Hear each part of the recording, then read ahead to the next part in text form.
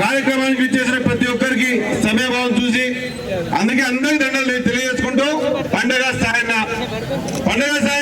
నిజంగా కూడా జన్మదిన రోజు మనం తెలుసుకోవాల్సిన ఒక చిన్న విషయం.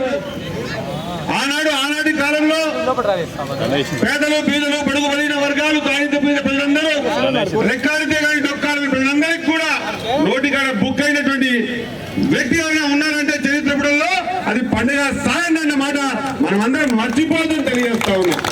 ఈనాటికి కూడా ఈ రోజుల్లో కూడా మనం ఏదైనా సహాయ కార్యక్రమం కానీ వాళ్ళకి సాయం చేస్తుంటే వాయిపై ఇంకేమైనా చూస్తారేమో ఎట్లా సాయం చేయాలని బెదురుకునే ఈ స్థితిలో నిజాం ప్రభుత్వం నిజాం కాలంలో పండుగ సాయన్న ధైర్యశీలి.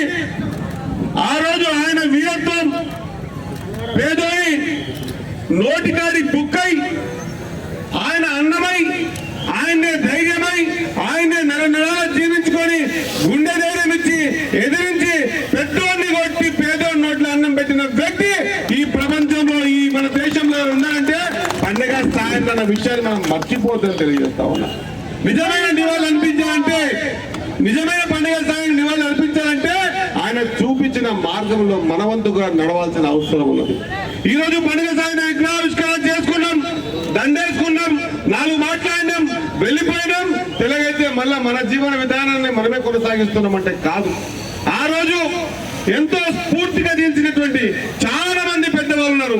వాళ్ళందరినీ స్మరించుకుంటూ మన జీవితంలో వీలైనంత మట్టుకు ప్రతి పేదోనికి మనం కూడా నోటికాడ అన్నం కావాల్సినటువంటి అవసరం ఎంతైనా ఉందని ఆయన చూపించిన మార్గంలో మనం నడిచినప్పుడే నిజంగా ఆయనకు కూడా జన్మదినం చేసినటువంటి